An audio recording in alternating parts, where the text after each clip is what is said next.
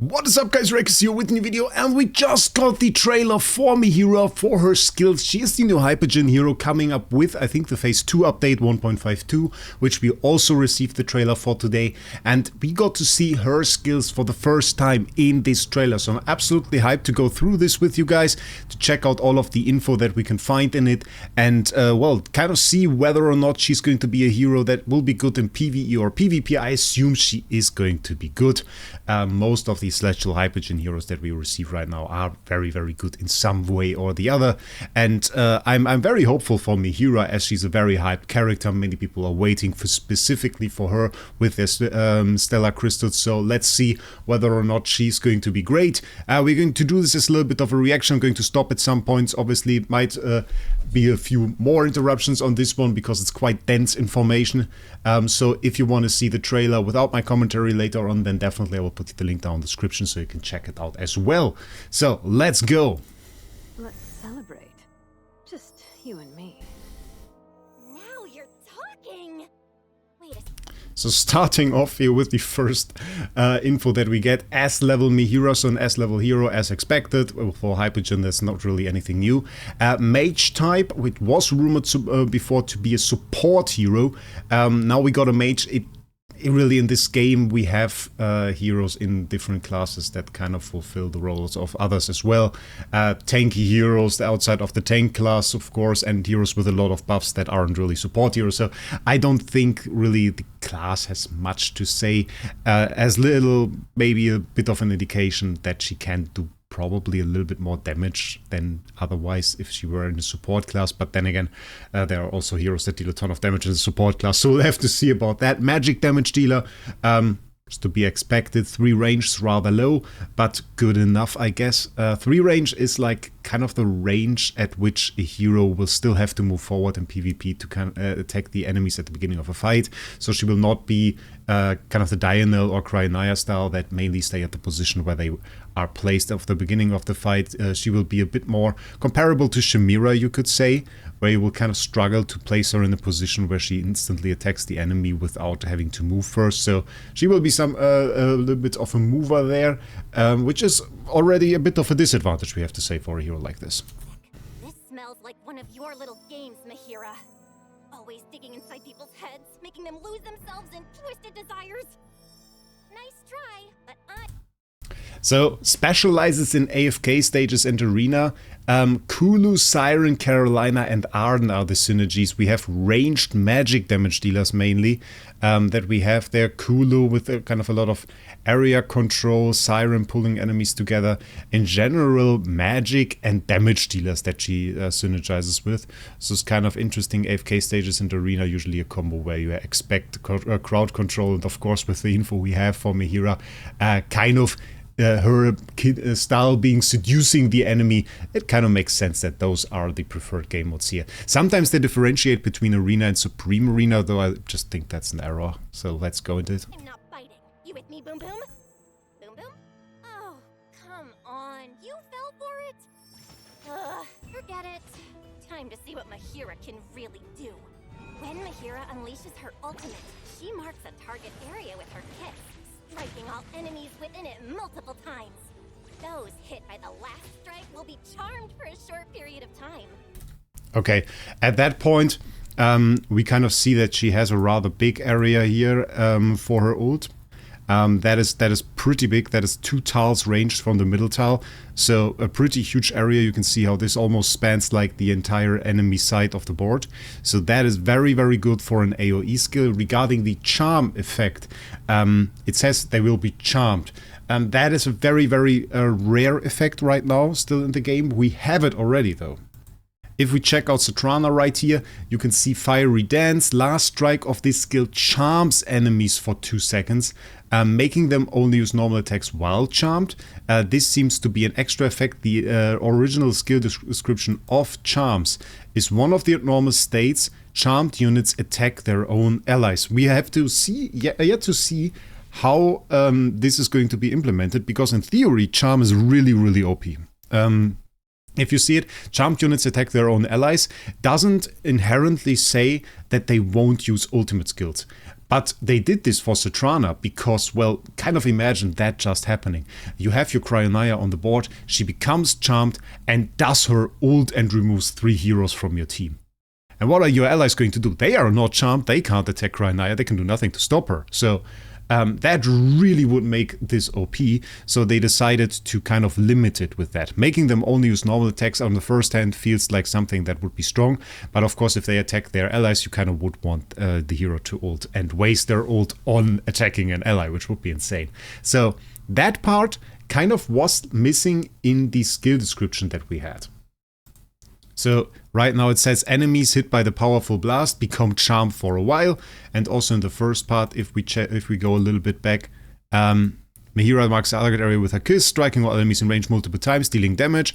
After a short delay, she unleashes a powerful blast in the same area, dealing additional damage. And also, don't go by the HP bars. Don't go by the HP bars. Those HP bars really don't have anything to say in this.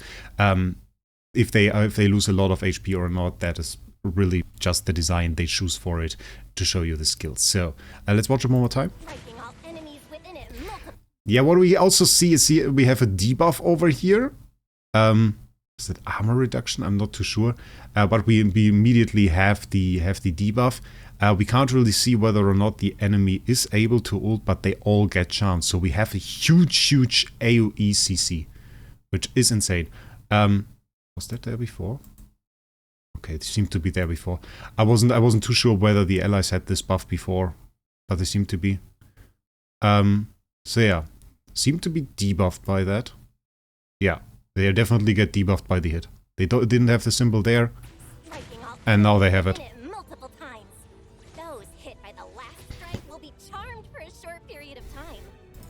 So I would say it's a pretty powerful, if not OP skill.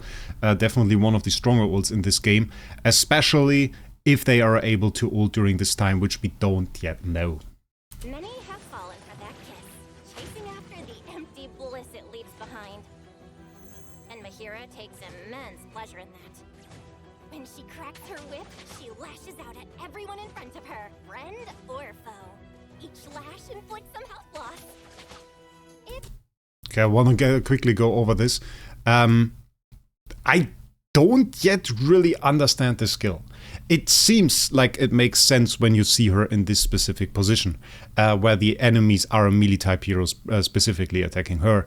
But she has a range of 3, and probably this skill won't. So like, if there is no melee hero to attack her, like who she's going to hit with that whip?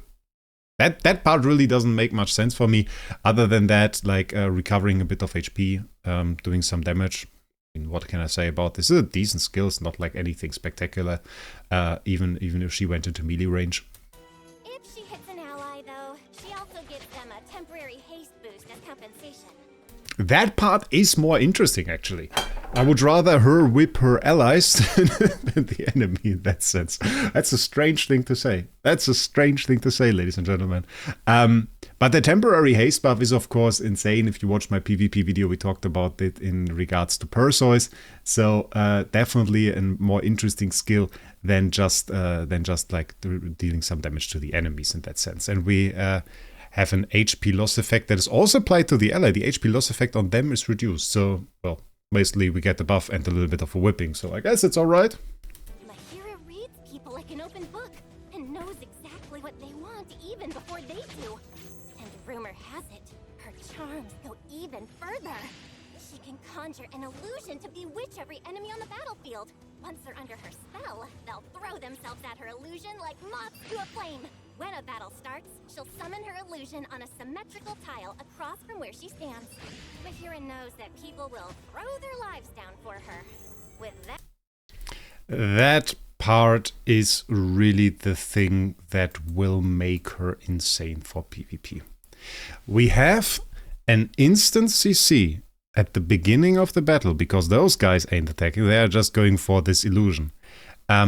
We don't know the range yet. We don't know whether it just says, okay, within 2 range or something. We don't know if we can make a good positioning. We don't know if that is just all enemies always going for it. And we don't know how it will interact with unaffected. So, or I would assume, well, if it ignores unaffected, it's kind of difficult. we have to see about that. It is a skill in that regard. It doesn't have to necessarily be a control effect, even though they are running towards it. So we have to see how that works out. Usually stuff like this is a control effect, in which a situation unaffected would work against it. And you could probably counter it by using Ravion, for example, who is making the two backmost heroes in your team unaffected for 5 seconds at the beginning of the battle with his Supreme Plus ability. So that would be a fairly good counter towards it. But you can see how this skill would be very valuable, for example, in AFK stages, making all the enemies ignore your heroes and instead just go for them. Then again, we do have unaffected heroes in PvP, though we have to add some of them are only steadfast. The difference between that is that we can't move them, but I would say this doesn't necessarily require them to move. It makes them move towards this and try to attack it, but I think I would assume it would stop a steadfast enemy from attacking still. We have to see about it. But in PvP, of course, you can't counter it with a Dunlinger. You can't counter it necessarily with like a Lily May, because it's not an ult really. And it blocks the enemies from attacking. So this is something that will be very, very, very dangerous, and probably is already enough of a reason for me to summon her to P4. For her. With that kind of magical charm, she's never in short supply of loyal familiars. At the start of battle, she summons several familiars to surround her. Every so often, these familiars will also attack enemies. If Mehira takes a hit that drops her health below a certain level, she'll sacrifice one of her familiars to nullify that damage. She then becomes untargetable for a period of time and recovers a portion of her max health. And that first part, like, kind of not that insane. She summons her familiars. You can barely see them actually, but if you look right at the glow of around her, there are some little bats flying around, and we also had this in this first picture of her we had at the beginning. There was also the little bat right over here in the top right, and this is of course this ability, and we have some attacks here that deal magic damage. But the interesting part is really that she can, once she takes a hit, that she becomes untargetable for some time, seemingly turning invisible, which seems to be around the 50% HP mark, recovering some HP. It is shown right here. We can check it out again. To nullify that damage, she then becomes untargetable for a period of time and it doesn't seem like a ton of HP recovery. Let's be real. Look, you recovered roughly a quarter. That won't really do a whole lot. The main thing is really that she becomes untargetable for some time. And if she can do that like 2-3 times, you can imagine how insane that is. She recovers energy for her ult, can charm the enemy again, will be really hard to remove in the end. And honestly, at some point I would think that it wouldn't even be too bad if she didn't deal that much of damage. Because if she doesn't deal that much damage, you avoid heroes like Thalia in PvP. And that is really interesting. And even if you catch like a stray hit in AFK stages, well, she will still be there. And I reckon she will be good synergy with Cider. Both of which surviving pretty long, both of which having pretty nice CC, both of which having also energy recovery ults all the time. Could be really, really interesting. The damage, I guess, is negligible. And probably not too insane, those little pings here. But they are there, so it's something. covers a portion of her max health. Looks like those familiars are more than happy to die for their mistress. No wonder people say she's one of the toughest Hypogeans to deal with. She can charm, control, and keep the whole battlefield dancing to her tune, while her whip makes sure they like it. Her familiars act as both sword and shield, striking down enemies and even throwing their lives away to keep her standing. Mehira does it all. Damage, control, buffs, healing. She's a versatile Hypogean mage who excels at seemingly everything. I'm actually not too sure regarding the heroes she has synergy with. I would not say even Carol. Oh, now I understand it. Because Charm is a CC and both Carolina and Arden trigger their abilities on CC. That is not the best synergy. Because Carolina and Arden have multiple ways already to trigger their CC damage effects, including, for example, this season's Seismic spell, and none of which have made a reappearance. So we have Siren and Kulu, and Siren, I'm not too sure why he would have an insane synergy. I mean, he also has CC, yeah. Kulu, I see. Kulu has range def, which is pretty good. So, Supreme Plus ability. More interesting synergies I really see with Cider, probably. We have a little bit of synergy with Perseus. If you go for a melee range, we have to kind of take a look at the whip. If you want to combine her with melee heroes, they run away from her outside the range of her whip. And if you combine her with ranged heroes, I mean, you can stand her next to Kulu and she will probably whip Kulu and then give her haste. I don't know about synergies. She seems very, very versatile. That part I would agree with. Seems very, very versatile.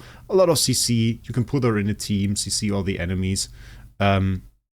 Keep a lot of damage from your team. I think she will be a very, very threatening hero. I think she will be somebody that will see immediate play in PvP. I think that is more than clear. That could also see her on AFK stages. I don't necessarily think those are the best choices for team synergy, though. Effective in almost any situation. Her illusion keeps the entire enemy team under control, making it easy to set up combos when paired with other control heroes. When an enemy falls under her control, AoE damage dealers can jump in to deliver devastating damage. And those loyal familiars will be at her side, aiding her attacks and shielding her from fatal blows. Honestly, you don't get how dangerous Mehira really is until you felt her charm for yourself. Boom Boom, you're finally awake! 1 minute you're buttering me up, the next you're practically drooling over Mehira like some lovesick puppy. You go run into her again, I'll blast some sense into you. And hey, you're technically a familiar too. Maybe I should sacrifice you like Mehira does hers. The old animation had some people already gooning in spoilers and speculation chats on Yapala. That one is a madness.